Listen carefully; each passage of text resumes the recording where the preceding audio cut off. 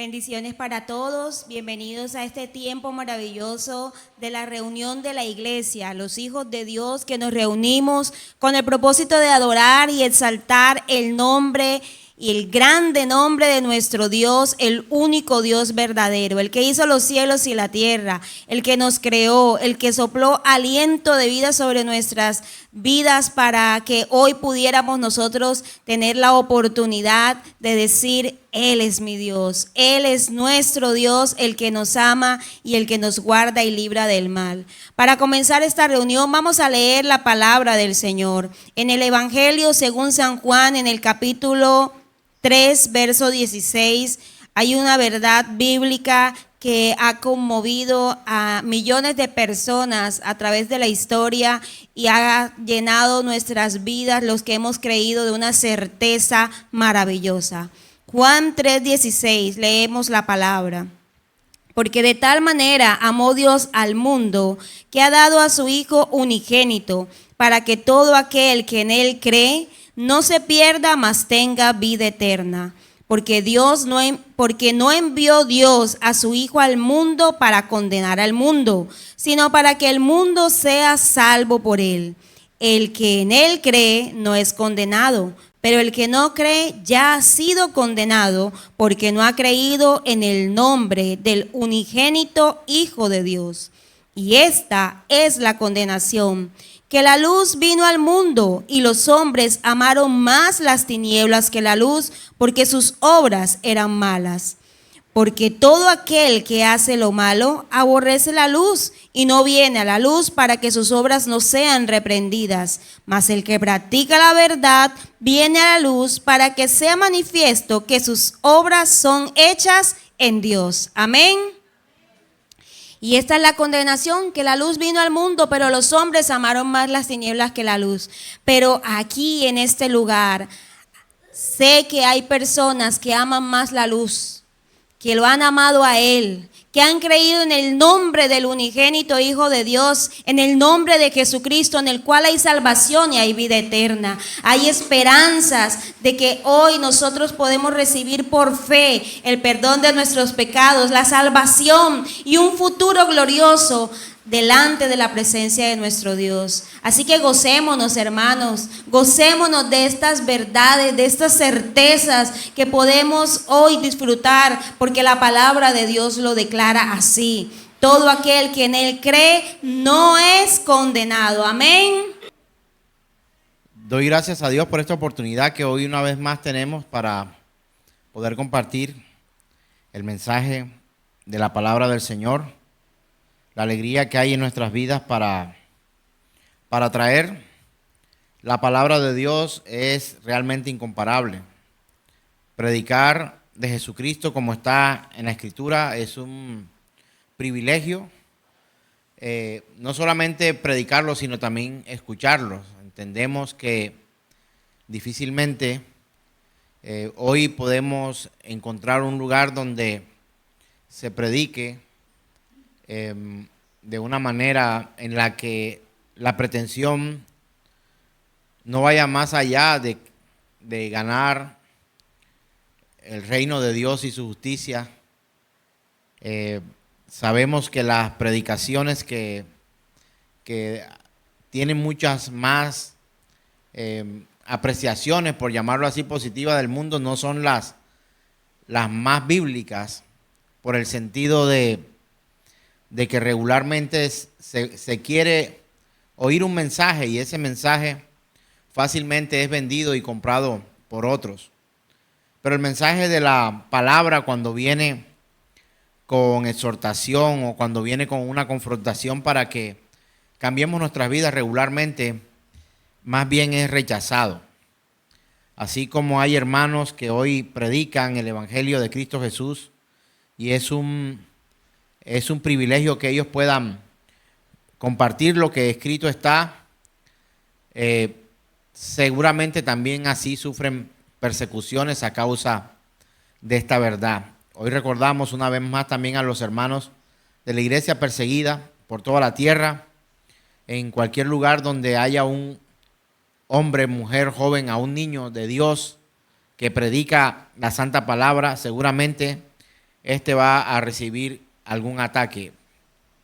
De algún lugar saldrá una posición de juzgamiento y no una acogida realmente por el mundo, porque no es así. El Señor lo ha mencionado desde el principio: aquellos que crean en su nombre, aquellos que dispongan sus vidas para Dios, aquellos que hagan la labor que Jesús mandó, Él lo aclaró desde el principio, sufrirán persecución. Y pregunto, ¿cómo puede amar el mundo algo que no es del mundo? El mundo va a amar lo que le pertenece al mundo. Y nosotros como congregación queremos esforzarnos día a día por llevar un mensaje que sea lo más bíblico posible.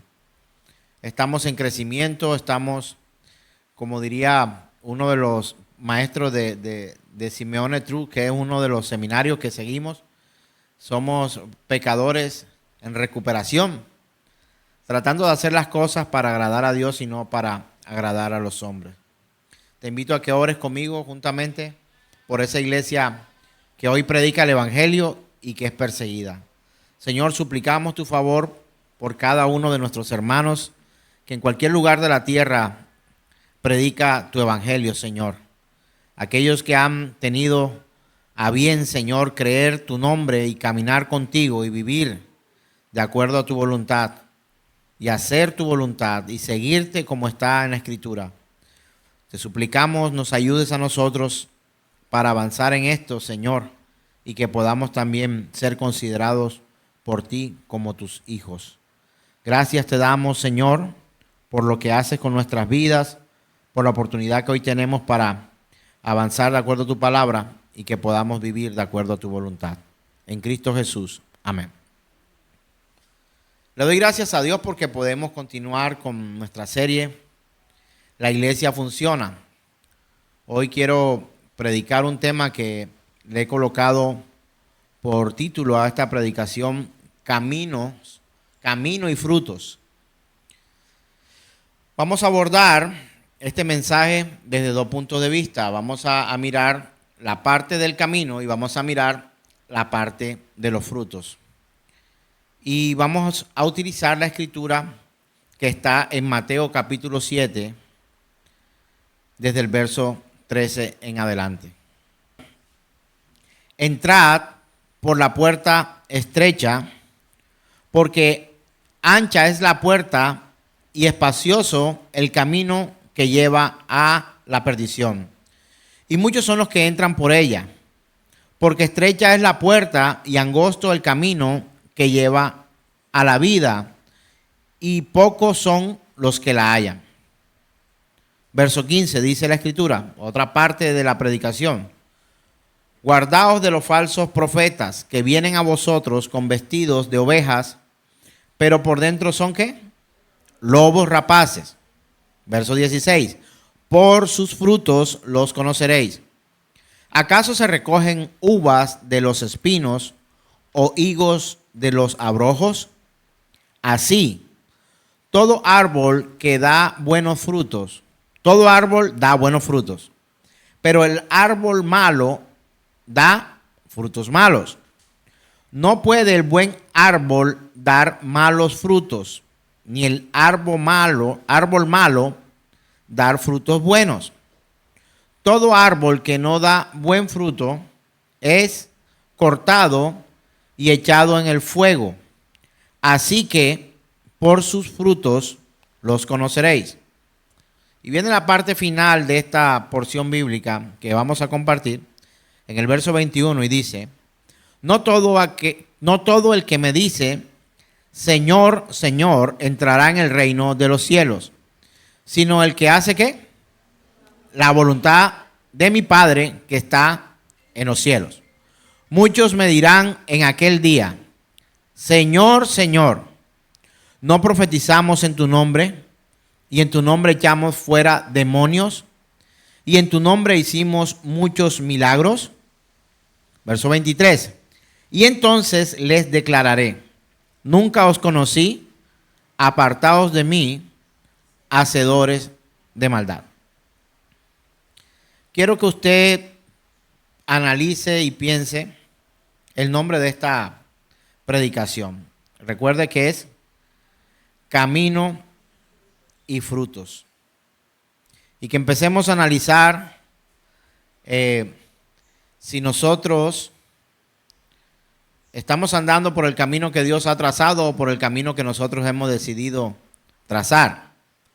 Y también pensar en qué tipo de frutos hemos venido nosotros dando. Estamos caminando por un camino indiscutiblemente y estamos dando unos frutos también indiscutiblemente.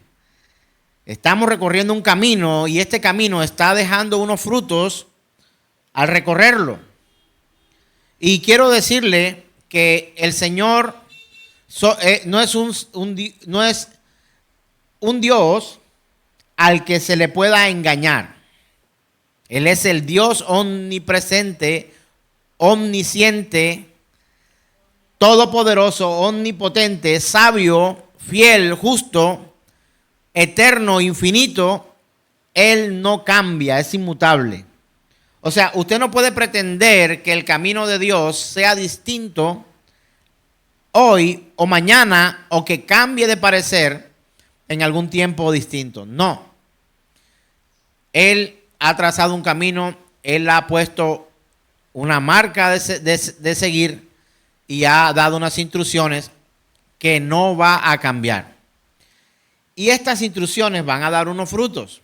Él da instrucciones, pero también alerta acerca de tomar el camino equivocado.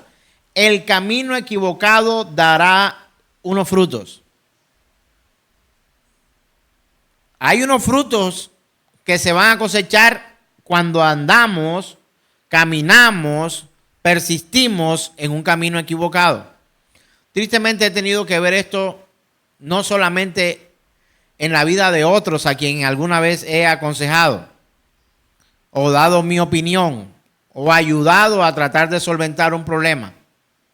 Cuando la instrucción que reciben es de acuerdo a la palabra de Dios, también podemos ver unos resultados, pero también encontramos que hay algunos que encuentran una opción diferente a la del Señor y también van a obtener unos frutos distintos a los que el Señor ofrece en el momento de tomar la decisión de seguir un camino diferente al que Dios da.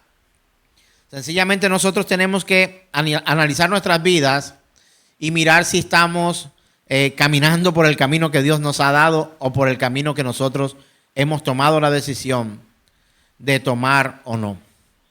Quiero que pensemos en nosotros mismos si somos o no somos salvos, porque el camino que Dios traza lleva a salvación del alma y a vida eterna. Hermanos y amigos que hoy me escuchan, Dios nos ofrece 3 caminos. Hay una oferta, solo 2 caminos. Un camino que nos aleja de Dios, porque sabe una cosa, Él tiene control de ese camino.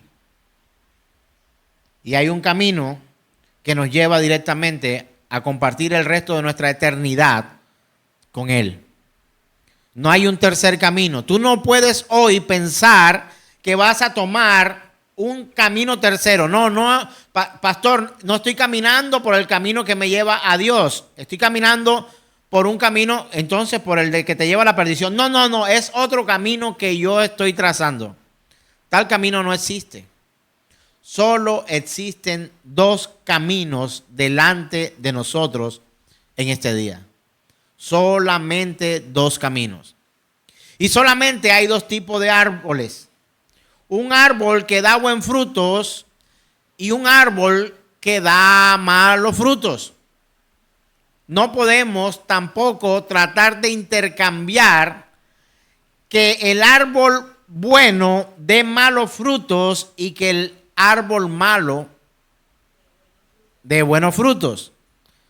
Tenemos que tener esto claro y usted dirá, pastor, es tonto que hagas esta aclaración. Porque hemos leído, el árbol malo, ¿qué frutos da? Y el árbol bueno, ¿qué frutos da? Y él lo dice como una forma, si cuando usted quiera entender cómo un hebreo, un judío, quiere hacer resaltar algo, no como nosotros que levantamos nuestras voces, sino que lo repite. Nosotros vamos a enfatizar en algo y decimos, pero tenga en cuenta, y ya inmediatamente estamos haciendo como un énfasis. La forma de hacer énfasis en el idioma hebreo y en la forma en que se escribió la escritura es la repetición. Por eso él dice, todo árbol bueno da buenos frutos y todo árbol malo da malos frutos. Pareciera que sobrara decir que el árbol malo no da buenos frutos y que el árbol bueno no da malos frutos, porque ya lo había dicho antes. Pero es una forma de hacer un énfasis para que todos comprendamos, mis queridos hermanos. Quiero que piensa, hermano, ¿qué camino andas? Solo hay dos. ¿Y qué fruto estás produciendo? ¿Qué camino andas y qué tipo de frutos estás produciendo? No me puedes decir que estás produciendo un fruto más o menos. No me puedes decir que estás produciendo un fruto que es bueno tirando a malo o malo tirando a bueno. No hay tal cosa. Como tampoco puedes decirme, pastor, llevo un pie en el camino que me lleva a salvación y otro que me lleva a perdición. Quiere decir que no estoy perdido totalmente. No. O vas por el camino que te lleva a la perdición o vas por el camino que te lleva a la salvación. Hermano, no se enoje conmigo. Y si lo quiere hacer, de aquí en adelante será su problema.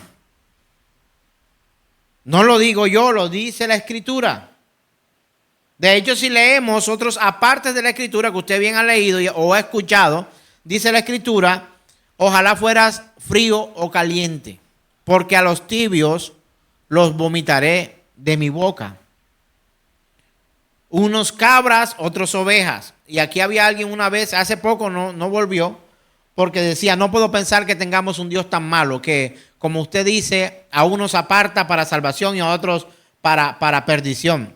¿No es la decisión que hemos tomado nosotros mismos? Así igualmente tenemos la capacidad y la oportunidad de elegir el camino por el que queremos andar. La Escritura dice que Él ha puesto delante de nosotros un camino de vida y un camino de muerte. Tú eliges por qué camino quieres correr. Y la Escritura dice que Él nos da un consejo, además de decirnos, hay dos caminos. Imagínese usted en una Y, está en la Y. El camino de por acá lo lleva a perdición y el camino de por acá te lleva a bendición. Y él dice, escoge pues el camino de la vida para que vivas, porque por el otro camino hallarás muerte. Hermano, funciona en la vida real y cotidiana. Quisiera ver la mano levantada de los que tienen hijos. ¿Alguna vez le ha dicho a usted, a su hijo, mira, por ahí no es, te vas a estrellar, te vas a meter en problemas, vas a causar una situación que después vas a tener problemas para salir de ella? No hagas ni vivas de esta forma, toma más bien esta alternativa para que te evites muchos problemas en la vida. ¿Lo has hecho alguna vez? Y cuando los muchachos toman las decisiones incorrectas de tomar el camino que ellos creen, porque todos creímos que podíamos abrir nuevos senderos para experimentar ciertas cosas y muchas veces quizás le dijimos a nuestros padres, ya tú viviste tu vida, ahora déjame vivir la mía. Ya tú cometiste tus propios errores, ahora déjame cometer a mí mis propios errores. De la misma manera en que muchas veces despreciamos el consejo de papá y mamá, de la misma manera estamos también desechando lo que Dios nos ha aconsejado. Él ha sido claro en hablarnos a nosotros que hay un camino que nos lleva a nosotros a bendición y que hay un camino que nos lleva a nosotros a maldición. Escoge pues el camino de la vida para que vivas tú y los tuyos, para que vivas tú y disfrutes de las bendiciones que tengo para ti. Y regularmente creemos que las bendiciones son solamente cosas como para disfrutar en esta tierra. El oro, la riqueza, el trabajo, la plata, el disfrute, este tipo de cosas. Pero Dios va mucho más allá porque Él no es un Dios escaso. Él es el Dios todopoderoso, omnipotente y único, que sabe qué proveer para los suyos, que aunque no sea lo más importante para este mundo, porque no lo puede ser.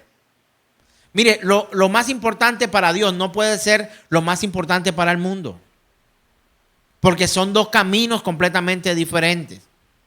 De hecho, a mí no me agradaba mucho utilizar esa palabra mundo, porque la palabra mundo pareciera que fuera como la antítesis religiosa, legalista más alta que pudiera decir, no, es que eso es del mundo y esto es de Dios.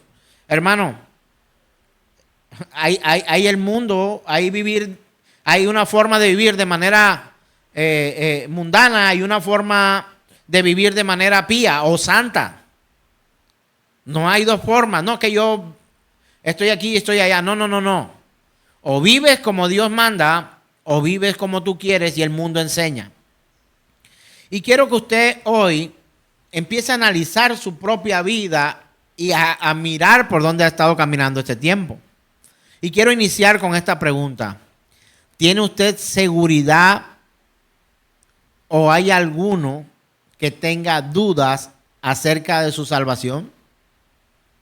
¿Estás seguro que por el camino que has recorrido o que estás recorriendo, tu salvación está asegurada? ¿O dudas que el camino que has recorrido hasta el día de hoy, estos últimos minutos, usted está caminando para vida eterna o para muerte eterna? Solo tienes dos respuestas, sí o no. ¿Estás caminando por el camino que te lleva a la salvación o estás caminando por el camino que te lleva a la perdición? La misma pregunta dicha desde la óptica de los frutos. ¿Estás produciendo frutos que agradan a Dios o frutos que agradan al mundo?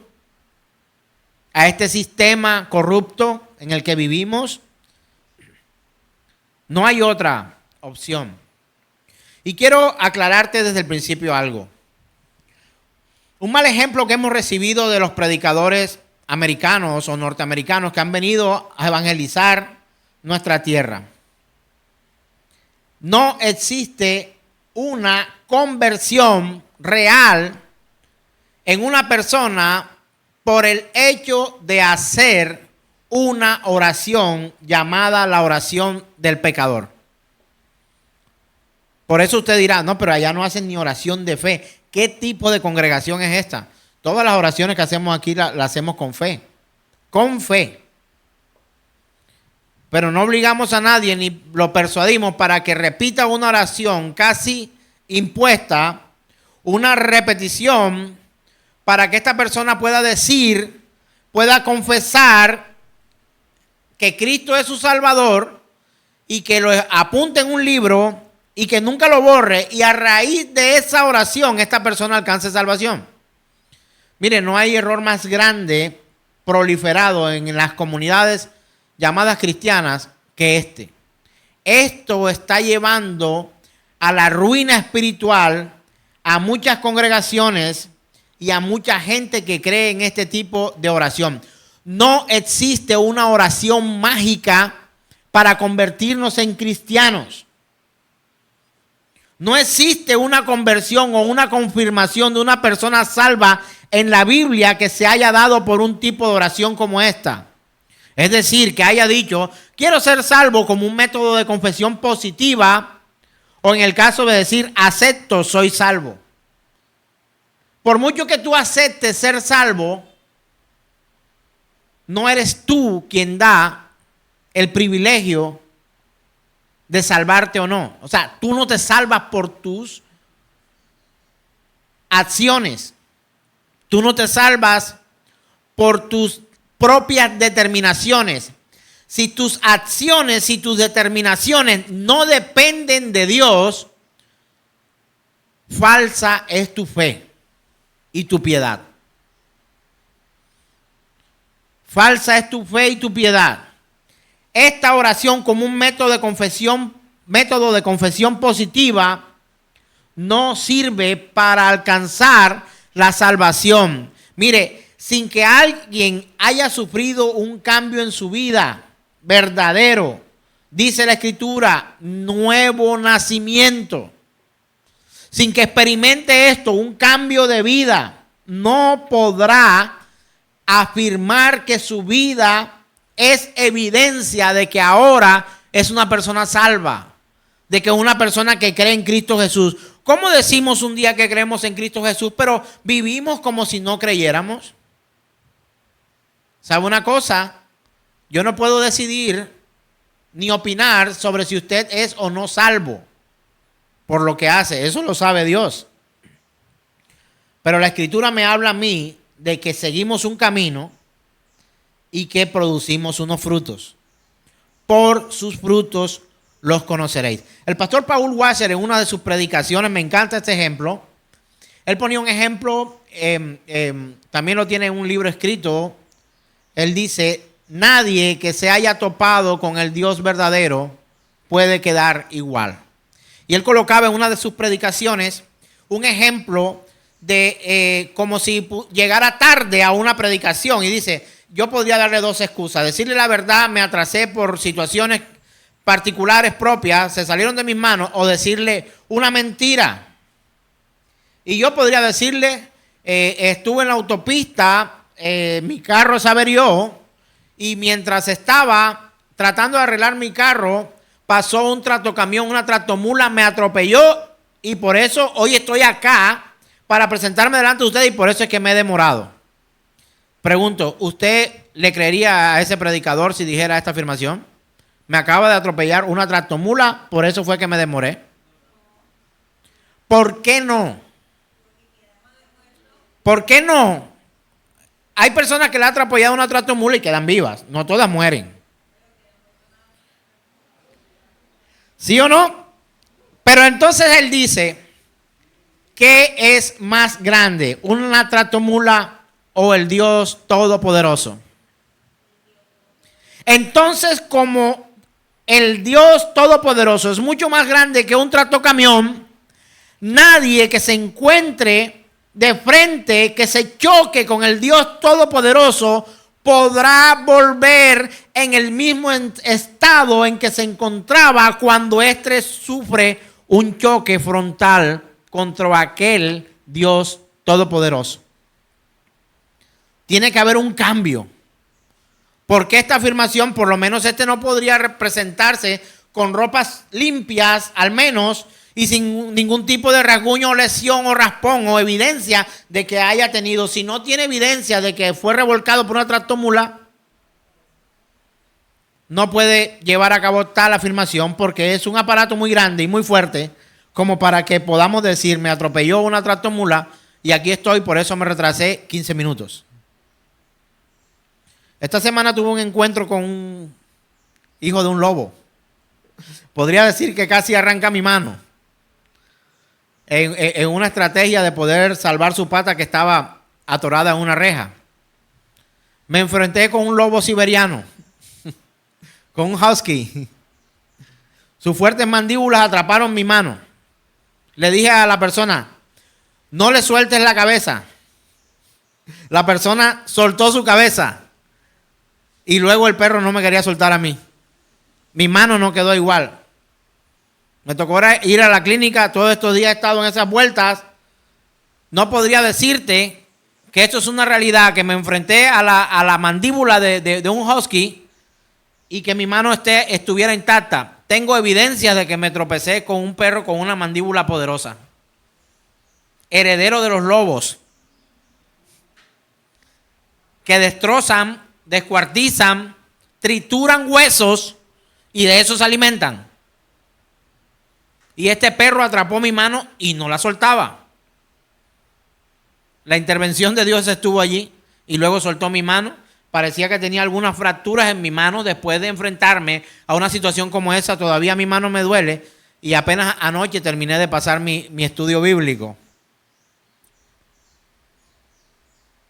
Usted puede ver mi mano ahora y ver las evidencias de que tuvo un enfrentamiento con un siberiano. Pero si usted viera mi mano intacta, usted no creería en que eso ha pasado. Puede usted pelear con un león y decir, no, acabo de darme puño con un león. Creo que no. Tampoco podrías afirmar el resto de tu vida que has tenido un encuentro con el Dios omnipotente y que sigas de la misma forma en que has venido con tu vida hasta hoy. Quien se enfrenta a tan grande mole de santidad, de poder, de fidelidad, de justicia, de omnipotencia, de omnipresencia, de amor, de misericordia, de ayuda, de bondad, de fidelidad, nunca podrá afirmar que es la misma persona. Nadie. Y tú tienes que comprender esto, hermano. No te estoy predicando hoy para que te sientas alentado. Te estoy predicando hoy para que te sientas lo más incómodo posible con la vida que hasta hoy llevas. No vengo predicando el evangelio de Cristo Jesús para ganar adeptos ni para ganar tus aplausos. No me interesan tus likes. No me interesa.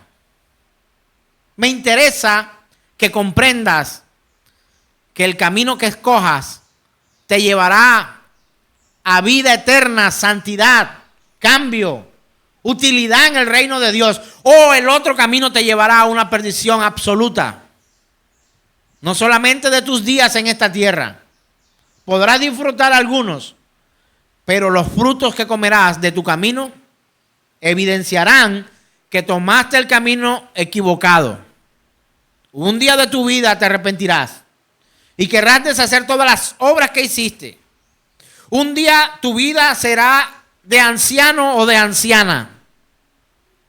Un día tu vida cambiará de ser hija a ser hijo, a convertirte quizá en padre. Y tus acciones marcarán no solamente tu vida, sino la vida de otras personas que caminan a tu lado junto a ti.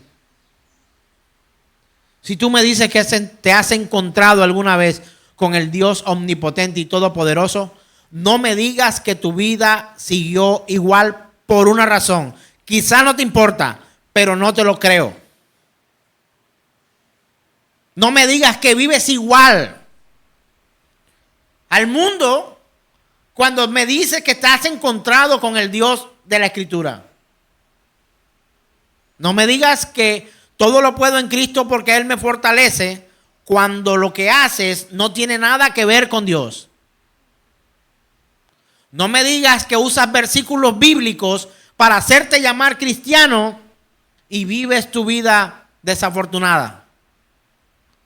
Lo más lejos de Dios posible. Y de una manera religiosa nos encontramos cada domingo en este lugar.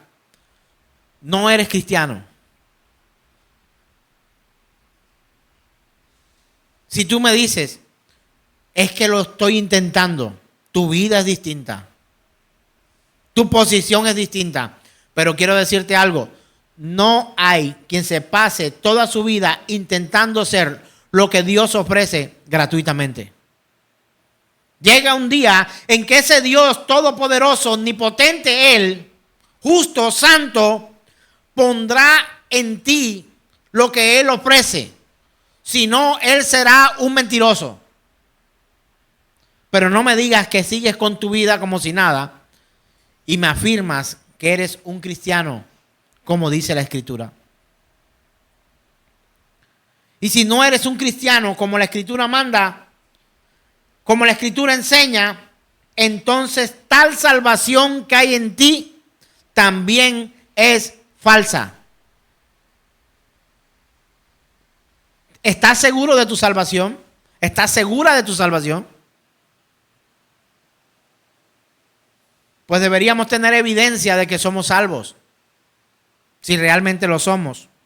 No existe una conversión, una confirmación de una persona salva en la Biblia. que no haya tenido un encuentro verdadero con el Señor y no haya sido cambiada. Como tampoco hay quien por el hecho de repetir una oración casi a la fuerza ya haya encontrado el camino eterno a esa eternidad con Dios y que no tiene nada que hacer en su vida.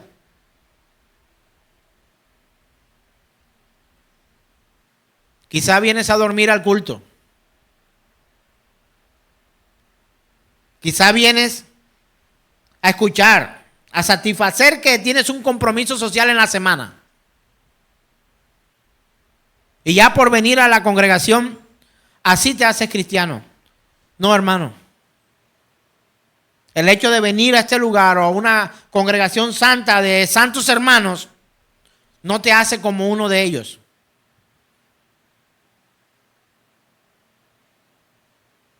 Algo tiene que pasar en ti. Un camino debes escoger. Y unos frutos vas a producir. Hermanos míos, esto de ser salvo por una oración o por una confesión tiene que ser revisado estrictamente a la luz de la Escritura, y le invito a que revise su Biblia. Y si algunos de los que emprendieron un camino con Cristo Jesús hicieron una oración confesando acepto a Cristo como mi Salvador personal y que entre en mi corazón y que escriba mi nombre en el libro de la vida, yo le pido que usted me mande esa cita. Si usted me encuentra eso en la Escritura, por favor enséñeme. O lea, si alguno de los apóstoles al predicar preguntaba, ¿alguien quiere recibir a Cristo en su corazón? ¿Alguien quiere ser apuntado en el libro de la vida? Usted me avisa a mí, pastor, lo encontré. Mira, aquí hay personas que piden al apóstol Pablo, a Pedro, a Tomás, a alguno de ellos, diciéndole, sí, aquí está la oración del pecador. ¿O acaso más bien estos no llamaban al arrepentimiento y a la fe en la Escritura?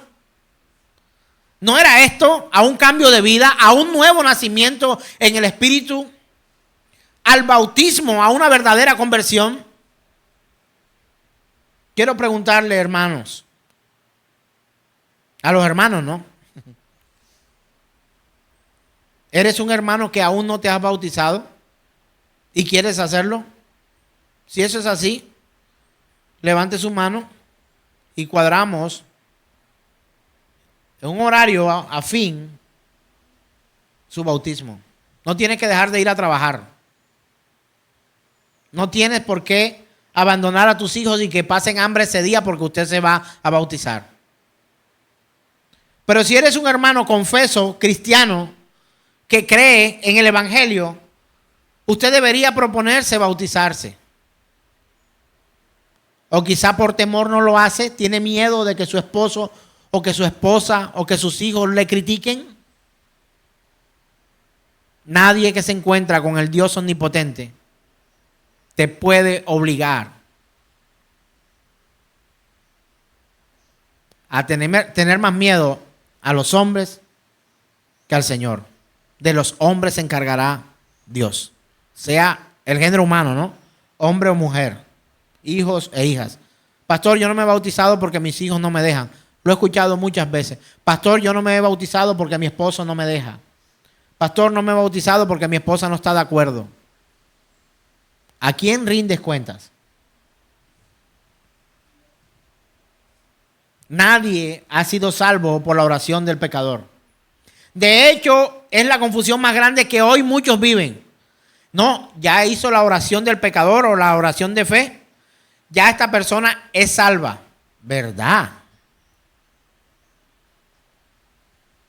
Pues falso de toda falsedad. Yo no encuentro eso, hermanos, y mucho menos que un apóstol o evangelista bíblico, es decir, de los que habla las Escrituras, lo haya enseñado. Pero tristemente esta costumbre, que es nueva, porque es nueva, quiero que sepan, esto no viene de los años bíblicos, es nueva.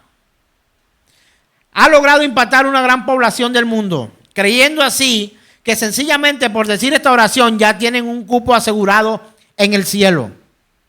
Y al parecer es más una orden a Dios que una súplica por su misericordia y para el perdón de los pecados.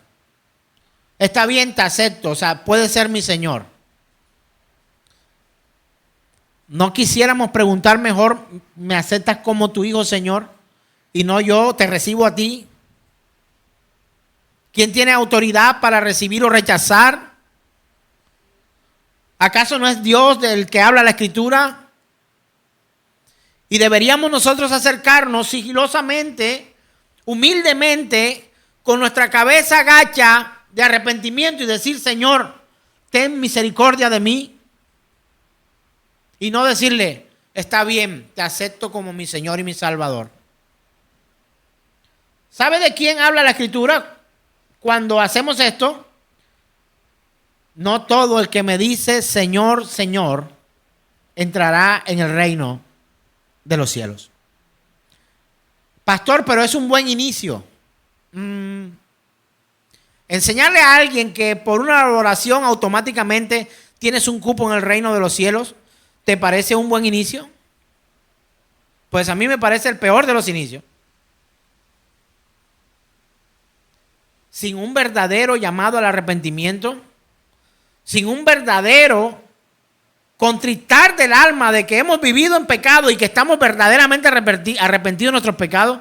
Mire, conozco más gente arrepentida en silencio con su Dios, postrado al lado de su cama diciéndole, Señor, perdóname porque te he fallado, que la fila de gente que pasa al frente y confiesa casi que a la fuerza, te recibo como Señor y Salvador. Quizá algún día pudiera preguntar aquí, ¿alguien se arrepiente hoy de sus pecados? ¿Alguien quiere reconciliarse con Dios? Pero no a través de una oración mágica. Tu vida va a convertirse, porque la repites como un instructor o motivador te enseña, para que creas que con esa oración tienes un cupo en el reino de los cielos. Pues no lo tienes. Porque el resto de la Biblia sería invalidada automáticamente con esta afirmación. ¿Sabe cuáles son los orígenes de esta oración de fe? El uso de la oración del pecador o de fe por parte de evangelistas estadounidenses conocidos como Billy Graham. Él tenía muchas cosas buenas, pero él trajo esto aquí a América, a Sudamérica. Él y otros. Billy Graham y organizaciones como Campus Crusade for Cristo. Esto durante el siglo XX, esta práctica se extendería entre diversos grupos evangélicos a nivel mundial. Los fundadores de la famosa oración del pecador son John Wesley, Charles Finney, Billy Sunday y Billy Graham. Pero quiero que sepa algo, ni Jesús, ni Pablo, ni Pedro, ni ningún otro de los apóstoles usaron esta estrategia para ganar miembros para la iglesia de Cristo Jesús. Necesito que tengas en cuenta esto, porque quizás has tomado un camino equivocado. Quiero que tengas en cuenta estos, digámosles, tips para recordar en cuanto a lo que tiene que ver con su salvación. Si nuestra fe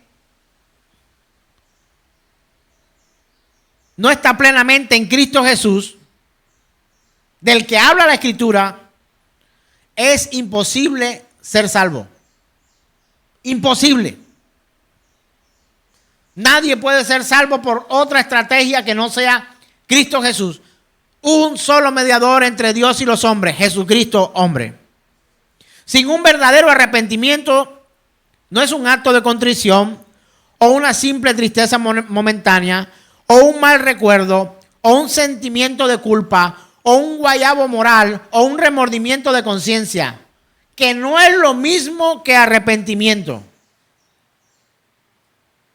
Sin un verdadero arrepentimiento no hay salvación. Así como sin una fe certera en la persona de Cristo Jesús, el de la Escritura. No el que lees en camisetas cristianas, no el que ves en memes, no el cristiano de versículos, sino el Dios de la Escritura, de principio a fin. Dios no es Dios de versículos. Él es el Dios de la palabra. Él es Dios de la Escritura. Él no es Dios de los versículos. todo un compendio de versículos completos. Un versículo no puede anular el resto de la Escritura.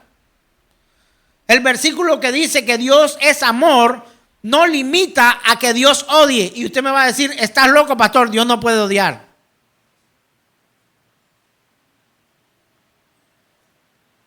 El versículo que dice que Dios es amor no limita a que Él es Dios de justicia. El versículo que dice que Dios es amor no limita o impide que sea el Dios de las venganzas. La Escritura lo dice. El versículo de que Dios es amor no limita o inhabilita a Dios para que aborrezca.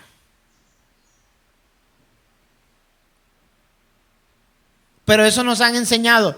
Dios es todo amor. Y aunque están en versículos diferentes, uno en el Nuevo y uno en el Antiguo, también es Dios fuego consumidor. Es juez. Y dígame lo que hace un juez. Explíqueme usted mismo, ¿qué hace un juez? O pregunto primero, ¿es juez el Dios de la Escritura? ¿Sí o no? No diga amén, diga sí o no. ¿Qué hace un juez? Amén, tampoco vale ahí. Mire su respuesta. ¿Qué hace un juez? ¿Dicta sentencia? ¿Qué más hace un juez? Condena. Aquí tenemos hermanos abogados, ¿sí o no? Aquí está una muy querida. También condena. El juez es el que puede enviar a alguien a prisión. Creo que en Colombia, no sé si estoy mal, los fiscales tienen esa autonomía. No la tienen, me dicen mis asesores en derecho. No la tienen. ¿Los policías deciden quién va a la cárcel? Tampoco, ¿verdad? La comunidad elige quiénes son los que van presos y quién no. ¿Quiénes envían a la cárcel? Los jueces, única y exclusivamente. Entonces, si nuestro Dios es amor, ¿se le acaba el amor cuando envía a alguien a prisión? Y los antiguos, algunos de ellos, Anselmo, aquí pues estuvimos comentando esto al principio de año, ¿cómo puede un Dios seguir siendo, cómo puede Dios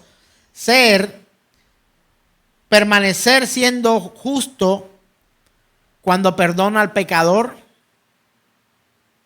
¿Sabe cuál es la respuesta? Jesucristo. Pregunto,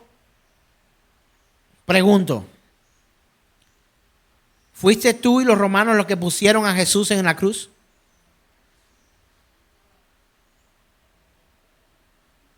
El Padre puso a Jesús en la cruz. Lea Isaías 53. Tenga en cuenta estos tips para recordar. Sin un verdadero arrepentimiento no hay salvación. Si nuestra fe primeramente no está puesta en Cristo Jesús, no hay salvación. Pero cuando somos salvos, tenemos frutos. Sin frutos es imposible evidenciar cambios verdaderos en un alma que estaba perdida. Hermano, o hermana, si su esposo antes le pegaba y la dejaba morada o le sacaba sangre, pero hoy le pega y solamente le deja el rojo en el cuerpo, pero no le saca sangre ni morados, no me diga que su esposo ha cambiado. Sigue siendo un abusador. El día que ese esposo cambie los golpes por abrazos y caricias, por conversaciones o por discusiones respetuosas, serán frutos dignos de arrepentimiento. Pero si antes te golpeaban la cara y ahora te golpean el estómago para que no se note, el tal no ha cambiado. Solo aprendió estrategias nuevas para no evidenciar su maldad sobre ti. De igual forma, hermano, la salvación que recibimos a través de la fe en Cristo Jesús evidenciará en nuestras vidas, no solamente, siempre estará precedida de arrepentimiento, y el arrepentimiento siempre estará precedido de frutos dignos de arrepentimiento. Sin frutos es imposible evidenciar cambios verdaderos en un alma que estaba perdida. Y sin esos cambios verdaderos en nuestro estilo de vida es imposible que se nos pueda reconocer como verdaderos hijos de Dios. O eres como un camaleón. Te cuelas entre los que son y los que no son. Cambias de color, depende de la circunstancia.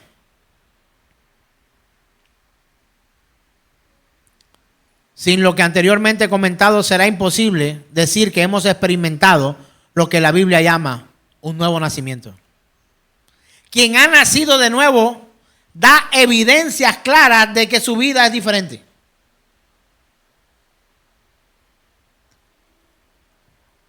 ¿Evidencias un nuevo nacimiento? ¿Evidencias que has tomado el camino que Dios te ha dicho que tomes para ser salvo? ¿O estás allí? Me imagino que alguno estará pensando, mal día para venir hoy a Generación de Fe. Hubiera venido otro día. El domingo pasado sí me gustó, pastor. ¿Qué le pasó? Disfruté mucho el predicar el domingo anterior. Y algunos hermanos me dirán, yo también, pastor, hoy ya no tanto.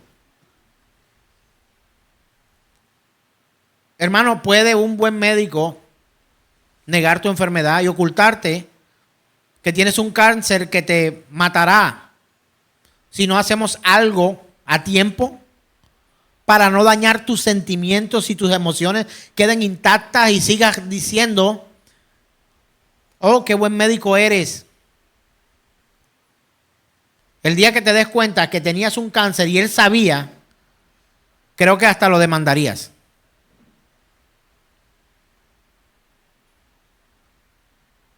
Pero si lo que tú muestras con tus frutos y con tu andar no está glorificando al Señor, mi obligación como pastor de esta congregación es recordarte que Él ha ofrecido un camino de salvación y que también hay disponible un camino de perdición y que tú sepas que se te ha predicado. ¿Sabe una cosa? No quiero llegar delante de Dios y me diga o me recrimine que lo que te prediqué fue qué bien te ves, cómo puedes ser mejor, cómo puedes lograr ser un campeón, cómo puedes ser el mejor líder, cómo puedes ser el mejor ciudadano, cómo puedes bajar de peso, cómo puedes verte más sexy, cómo puedes verte más flaco, cómo puedes, no sé, ¿Cómo puedes tener más dinero? ¿Cómo puedes obtener más likes en tus redes sociales? Lo bueno que tú eres. No. De eso darás cuenta tú al Señor. Pero yo quiero dar cuenta del ministerio que Él me ha mandado a predicar. ¿Sabe qué es ministerio? Soy un ministro. ¿Eso me hace mejor que tú? ¿Sabe qué es un ministro? Un sirviente. Eso soy. Yo le hago los mandados a mi Señor. Y predico lo que Él me ha mandado a predicarte. Que hay palabras que te animan, pues creo que esta es una palabra que debería animarte. Te estoy diciendo que no tiene remedio, que no hay consolación. Hermano, te estoy diciendo que hay una enfermedad, pero te estoy diciendo que también hay una cura. Te estoy diciendo que hay un camino que te va a llevar a perderte, pero te estoy recordando que Él te ha ofrecido un camino que te lleva a vida eterna, salvación en Cristo Jesús, Señor nuestro. Si mi mensaje fuera incompleto, o predicaría solo de un camino y no del otro. del camino que lleva a la perdición, sin posibilidad de tomar otra ruta, o del camino que lleva a la felicidad eterna y en donde no vas a tener problemas, pero sin explicarte de que si te cambias de camino te vas a perder. Y sabe una cosa, eso no llena templos, congregaciones, estadios. De hecho, eso hace ir a mucha gente a otras congregaciones donde sí le dan pañitos de agua tibia y le dicen lo hermoso que es, lo poderoso que es, que todo lo puede, que es un campeón y que tienes que constituirte una influencia para otros de acuerdo al estilo de vida que tú lleves. Y nunca digas que tienes hambre o que tienes la ropa rota. Porque qué boleta para el ministerio que uno de nuestros servidores tenga la ropa rota, o que ese día pase hambre, o que no tenga cómo transportarse, o que no tenga el carro del último año.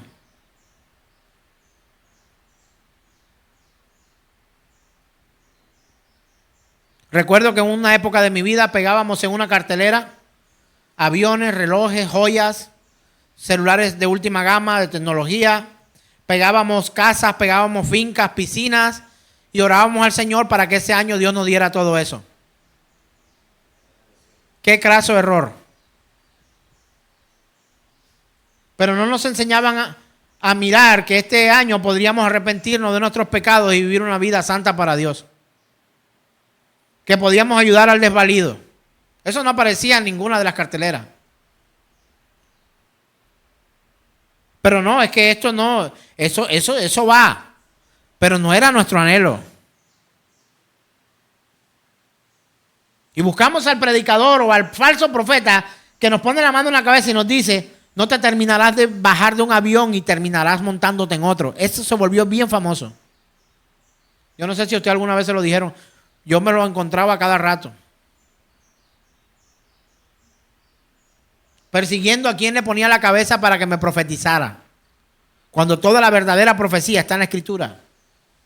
Pero por la flojera de leerla, de conocerla de primera mano, de sentarme a estudiar y para quién iba ese tipo de profecía, yo prefería las buenas, no, te veo grande predicando ante multitudes.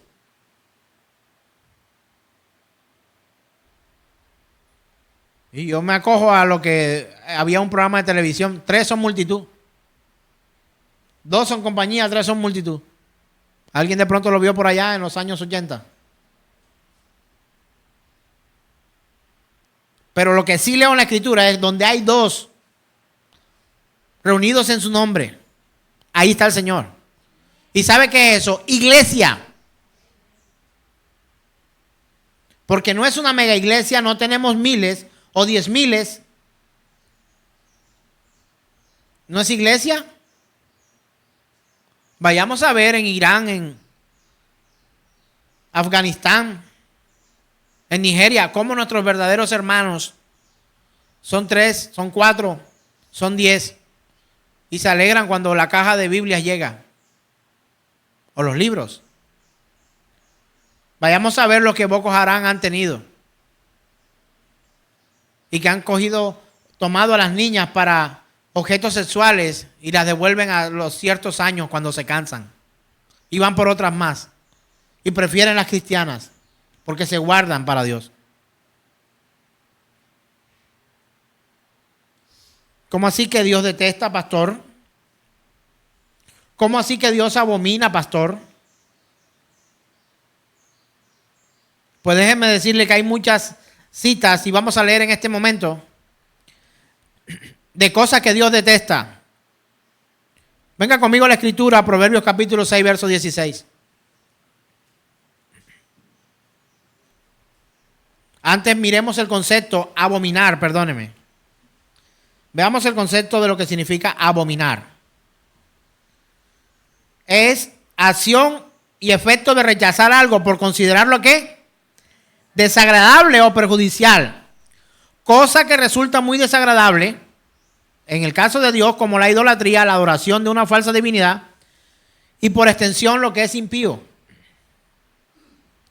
Ahora vayamos a Proverbios 6, 16 al 19.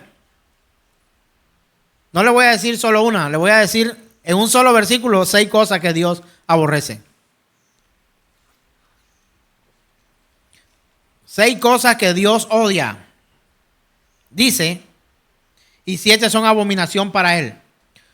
Los ojos soberbios, lengua mentirosa, manos que derraman sangre inocente, un corazón que maquina planes perversos, pies que corren rápidamente hacia el mal. ¿Qué son esas cosas para Dios? Abominación, desagradable. ¿Qué dice la Escritura que Dios hace con eso? Aborrece, odia. Pastores, ese versículo. En ese solo versículo hay 7. Proverbios 11:1. La balanza falsa es abominación al Señor. El peso cabal es su deleite. Otra, Apocalipsis 2:6. Sin embargo, tienes esto, que aborrece las obras de los nicolaitas, las cuales yo también, ¿qué? ¿Aborrece Dios? ¿Sí o no? ¿Detesta a Dios? ¿Sí o no? ¿Abomina a Dios? ¿Sí o no? Deuteronomio 6, 16, 22. Deuteronomio 16, 22, perdón. Ni levantarás para ti pilar sagrado. Lo cual, ¿qué? Pues búsquelo en su Biblia. De pronto dice de una manera más suave. De pronto dice odia. De pronto dice detesta. De pronto dice aborrece.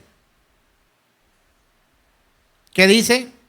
Ni levantarás para ti pilar sagrado. O sea, una imagen, una pileta, un lugar alto para que adores. Lo cual aborrece el Señor tu Dios. Deuteronomio 23, 18. No traerás la paga de una ramera ni el sueldo de un perro a la casa del Señor tu Dios para cualquier ofrenda votiva, porque los dos son abominación para el Señor tu Dios. O sea, las rechaza, no las quiere, las aborrece. Deuteronomio 25, 16.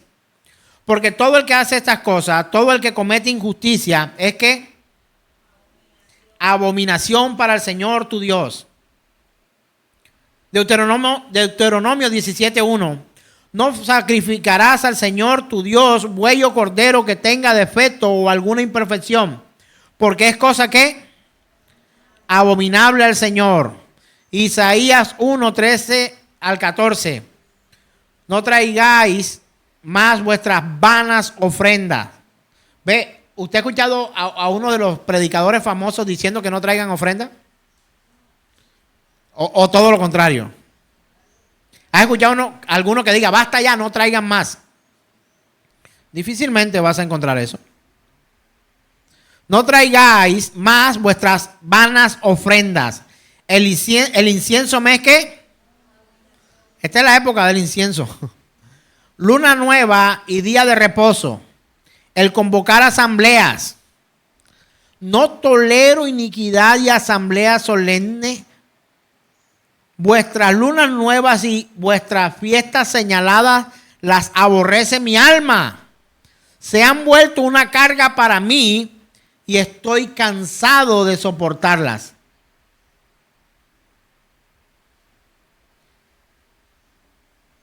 ¿Te predican esto en las redes regularmente? No, ¿verdad?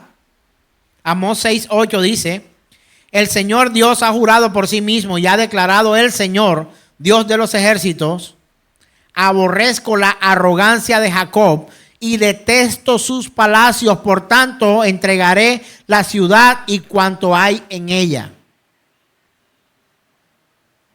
Jacob se volvió un altivo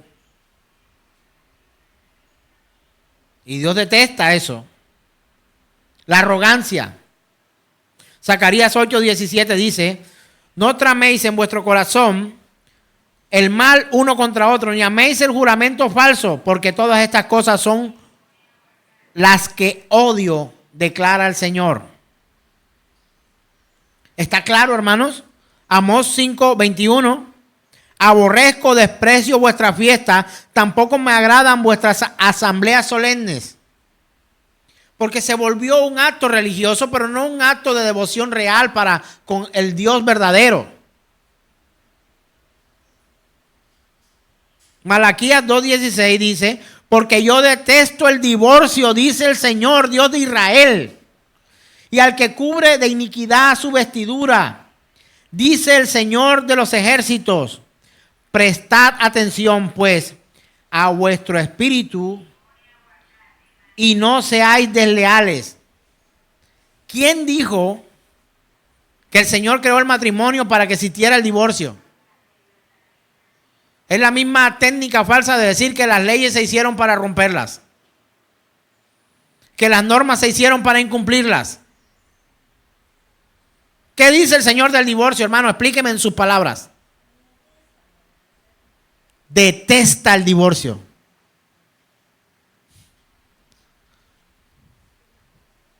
Pero ¿sabe una cosa?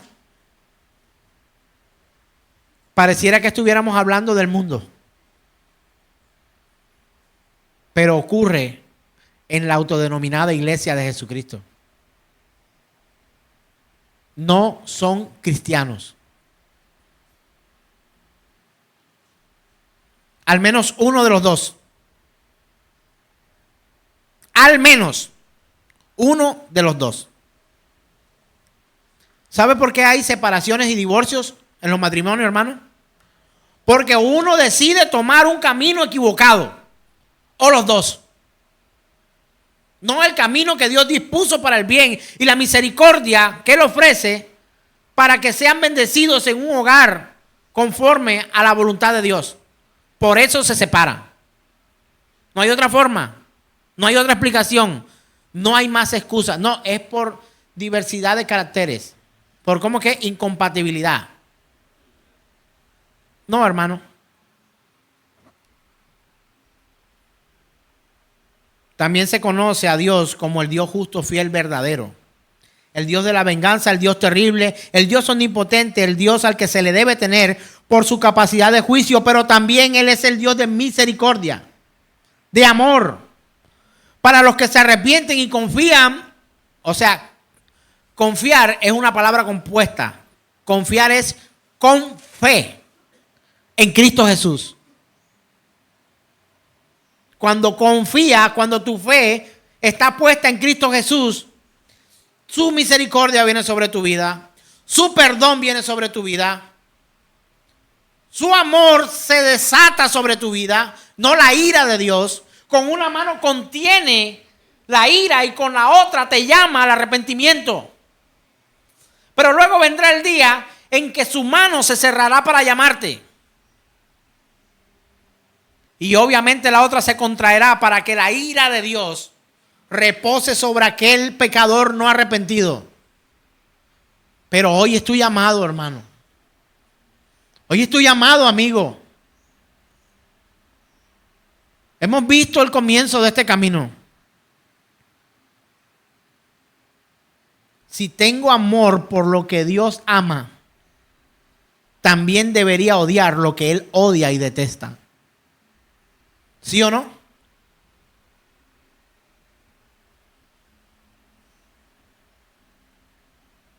Y el pastor Paul Washer también pone un ejemplo. Esta semana estudié con el pastor Paul.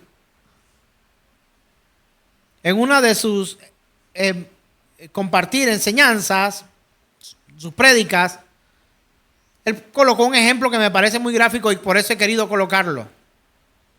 ¿Cuántos de los que aquí están aman a los niños?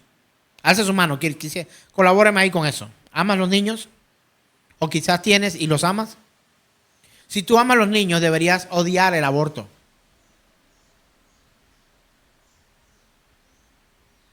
Aborrecer al que abusa de los niños. Aquellos que implementan su poder. Mire, yo quedé traumatizado cuando una vez le estaba dando una tunda a uno de mis hijos, que no recuerdo a cuál de los dos fue, creo que fue a Sebastián. Con vara. Y mi querida suegra las suegras a veces intervienen, ¿no? Me dijo, ¿tú no ves el daño que le estás haciendo a tu hijo? Él te ve a ti como un hombre adulto armado con un palo en la mano. Pregunto, ¿tenía o no tenía razón? Sí, claro. Pero si yo no hubiera corregido a mi hijo, fuera peor de lo que hoy es. ¿Qué esperaba que dijera? No fuera el hombre bueno que hoy es. Está luchando por su salvación.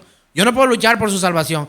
Lo que yo puedo hacer para luchar por la salvación de él y de mi otro hijo, de mi hija Beatriz, y de los que Dios me ha permitido tener cerca, ¿sabe cuál es mi lucha? Predicar el evangelio como está escrito. Pero no puedo obligarlos, ni a mi esposa, ni a mis hijos, ni a mis hermanos, ni a mis hermanas. De hecho, a veces me ausento de mi propia familia. ¿Sabe por qué? Porque cada uno elige el camino que quiere seguir.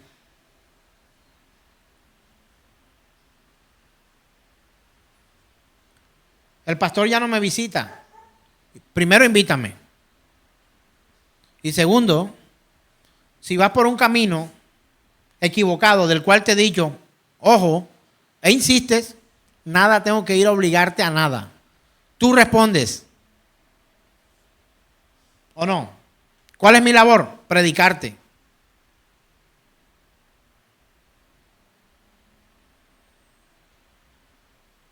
Tenga en cuenta lo siguiente. Si yo predicara para ser popular en redes sociales, sería detestable para Dios. Estaría tratando de reconciliarme con el mundo, pero a la vez me estaría haciendo enemigo de Dios.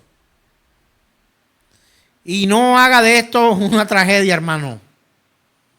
La Escritura dice que el que se constituye amigo del mundo se constituye enemigo de Dios. Automáticamente. Y eso no me conviene ni a mí ni a usted. Quiero terminar esta primera parte, hermanos. Santiago capítulo 4, versos 3 al 5. Dice lo siguiente. Pedís y no recibís, porque pedís con malos propósitos, para gastarlo en vuestros placeres. Oh almas adúlteras, ¿no sabéis que la amistad con el mundo es enemistad hacia Dios? Por tanto, el que quiere ser amigo del mundo, ¿qué pasa? Léamelo fuerte porque es que yo no lo he entendido todavía. El que quiere ser amigo del mundo, ¿qué le pasa? Se constituyen enemigos de Dios. ¿O pensáis que la Escritura dice en vano? Él celosamente anhela el Espíritu que ha hecho morar en nosotros.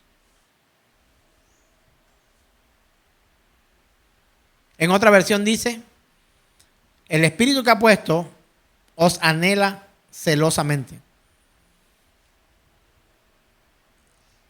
Y quiero darte un consejo personal.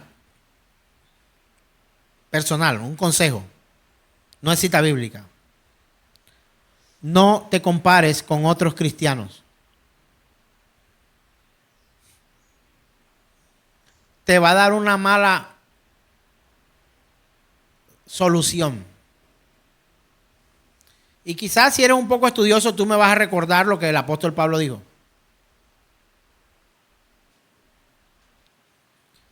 Procura compararte con Cristo Jesús a la luz de la Escritura. Compárate con la palabra. Aunque algunos hayan dicho, como el apóstol Pablo, imítame a mí, pero él dijo una gran verdad al proseguir su frase inspirada por el Espíritu Santo. ¿Cuál fue la frase? En Primera de Corintios, primera carta a los Corintios, 11:1, él dijo, sed imitadores de mí, como también yo lo soy de Cristo. Eso hace la gran diferencia en que podamos compararnos con alguien. Pero si aquel con que tú te comparas no imita a Cristo Jesús, de acuerdo a la Escritura, no a su propia versión de Cristo, hay una falla muy grande. Porque muchos pensamos que algunos son cristianos verdaderos, pero eso no lo sé yo. Ni lo sabe usted a ciencia cierta. Lo sabe Dios. El Espíritu Santo que todo lo escudriña y que es Dios eternamente. Hermano, sé que si te preguntara para que respondiera, ¿eres cristiano verdadero? Pareciera que hoy te hubiera guiado a que dijeras que no. Pero es posible, hermano. ¿Sabe que es posible vivir en santidad? Es posible. Es posible que vivamos en arrepentimiento. Es posible. Es posible agradar a Dios. Es posible. Pero no me digas que tomando el camino equivocado vas bien y que los frutos que estás obteniendo te van a llevar a vida eterna.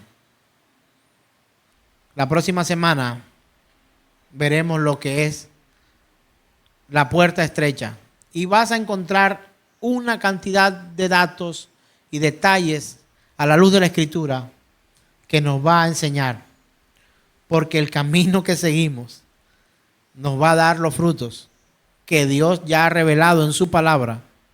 Vamos a cosechar. Quisiera que te pusieras en pie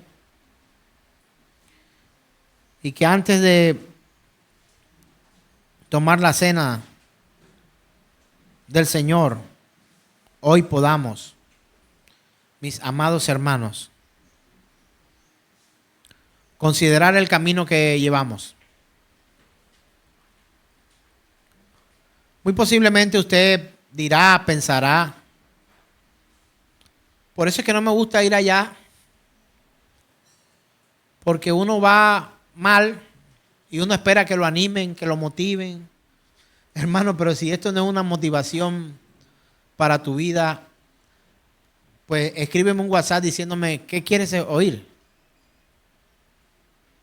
¿Cómo conseguir más dinero? ¿Cómo conseguir más poder? ¿Cómo ser más influyente? Pero ¿para qué? ¿Qué quieres influenciar en otros?